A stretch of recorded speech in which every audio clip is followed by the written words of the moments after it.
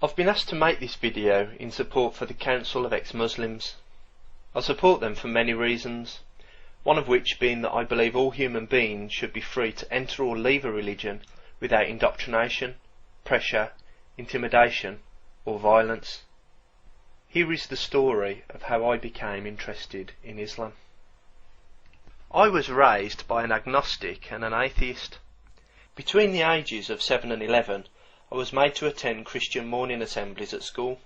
I never realised how much of an effect that had on my life until years later I was being taught comparative religion at about the age of 13 and caught myself thinking, the claims in all of these religions are all so stupid, except of course Christianity.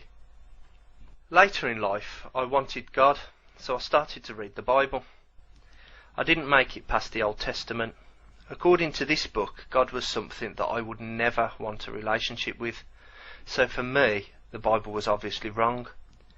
Jesus never said the Old Testament is a load of rubbish, so Jesus was ruled out along with all the others. I spent many years believing in a God with no religion. I used to believe that God guided my whole life. One day an adult education catalogue fell through my door, and I felt overwhelmingly compelled to learn something new. I opened it to a random page and read the first subject I laid my eyes on: Arabic. I saw this as God's confirmation that I should pursue my recent curiosity about Islam. So I started my Arabic lessons. I continued to talk to God many times every day. He was like my best friend. My wife got pregnant and we were very excited. Soon after we started to experience complications. It was touch and go for a while, but a scan revealed a heartbeat, so I thanked my best friend God for looking after our baby. Then our baby died. I was lost. Surely God could have stopped this. Was my request unreasonable? Did I hate God? No. I didn't even blame God, but I needed answers. So I prayed to God even more, for hours at a time. And then it happened.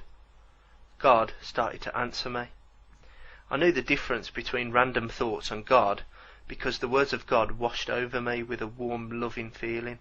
This felt different.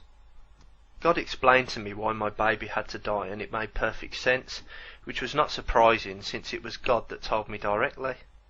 God then went on to tell me about the creation of the universe, even revealing some information using Arabic I had not yet learned, so that I could be sure I was really being spoken to by God. One day a friend at my children's school was talking to me, and I let slip that I was learning Arabic. She is a British convert to Islam and was very happy about it. She mentioned miracles in the Quran and told me a few. This was exactly what I would expect God to do.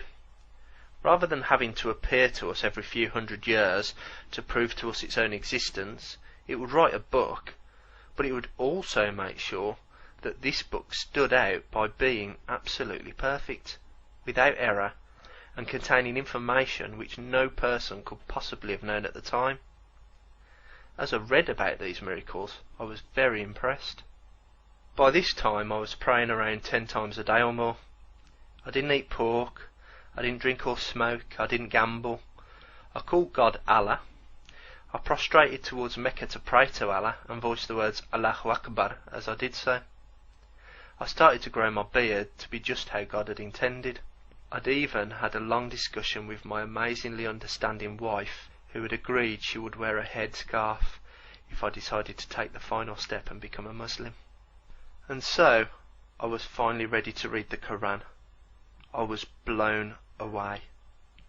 I was absolutely amazed that people could read the same words that I was reading and think they were beautiful, perfect, and even miraculous.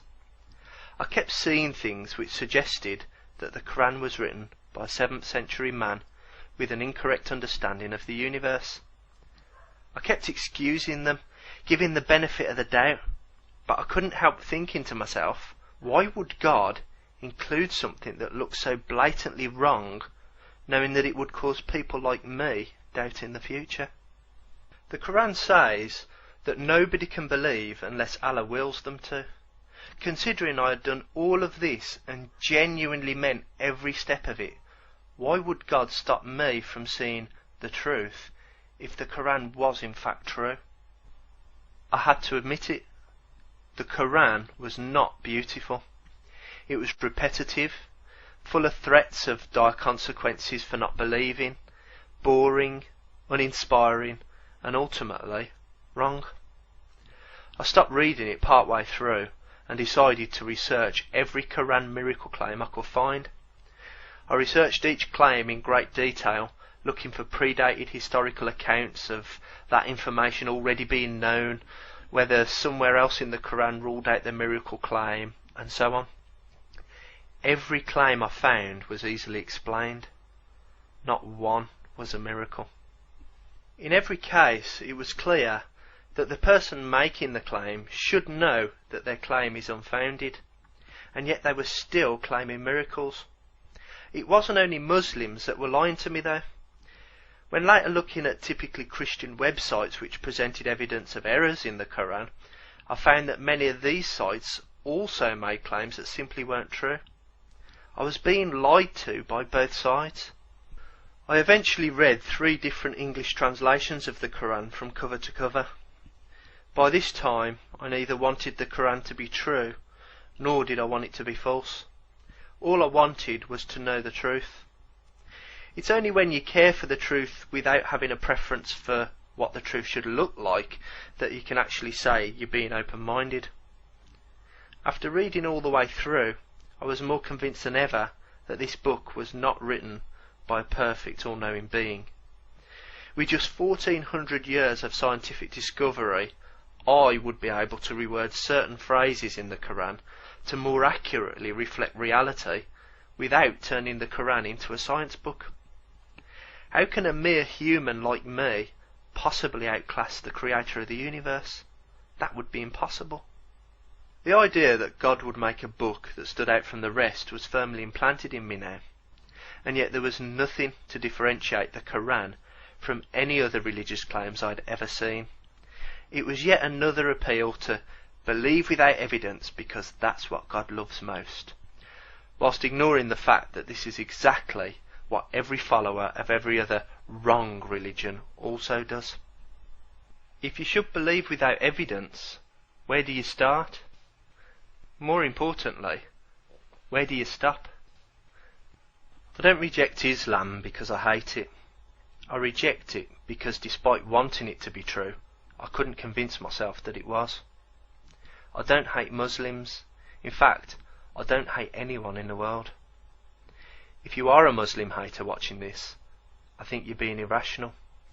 There is no single Islam, just as there is no single Christianity. Stop telling Muslims what they believe and try asking them instead. Your neighbour's grandmother is really not trying to take over the world. I have changed from a person who believes without evidence to someone who requires claims to be justified. I used to be in a mentally dark place, but Islam has guided me to the right path and helped me to see the light. I read science books these days. So it's been quite an emotional journey for me really, as you can see. I've gone from not thinking about the universe to being a deist. Then I became a wannabe Muslim. From there I progressed to believing that God was talking to me and that he had a special mission for me to spread love throughout the world, and I was his messenger and I was going to bring peace. And then ultimately I ended up becoming an atheist. One of the things that I learnt during this journey is that it's very easy to believe things because you want them to be true. What you've got to accept is that you're not so important that your desires shape reality. In fact, it's reality that shapes your desires. The reality is one day you are going to die. No amount of magic words from a book is going to stop that from happening. Another thing that I learnt was, you know, when you see that religious person with that really big grin on their face that says, I have an inner peace that you can never imagine. Well, I've had that, and it's not what it looks like.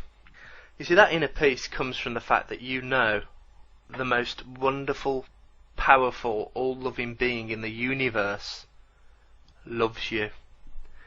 And because he's so infinitely loving, this being loves you infinitely. However, when you imagine this infinitely perfect being, you can't help but realise that compared to an infinitely perfect being, that makes you infinitely imperfect. See, it doesn't matter how good a person you make yourself. You do more for charity, you're nicer to people, you're kinder. But no matter how good you are, even if you was the nicest person on the planet, compared to infinity, you are infinitely imperfect. Now, you always try to improve yourself so that God can see you've made the effort and that God is pleased with you, but you always know that because there is such a thing as infinite perfection, you will always be infinitely imperfect. But that doesn't really matter because, this infinitely perfect all-loving being loves you anyway. He loves you for how you are, which is really just the same as a husband who puts his wife down and at the same time builds her up by saying, everyone knows you're ugly, but to me you're gorgeous. So at the same time as being your source of all happiness, God is actually the source of your misery. You feel that without God's love you'll be absolutely lost and worthless. It's not actually the case that without God you are nothing. It's more a case that without God you are no longer nothing. Suddenly all of your imperfections, they're not infinitely imperfect anymore. They're average. I'm averagely imperfect. Admitting that I only believed in God because I wanted God to be true allowed me to stop wanting it to be true. Because what I want is irrelevant to reality. And accepting that there is no evidence for God, and certainly no evidence that anyone knows what such a God would want, allowed me to suddenly feel that I didn't have to compare myself to an infinitely perfect being. I was just me. I was just a human that was born, will live, and will die.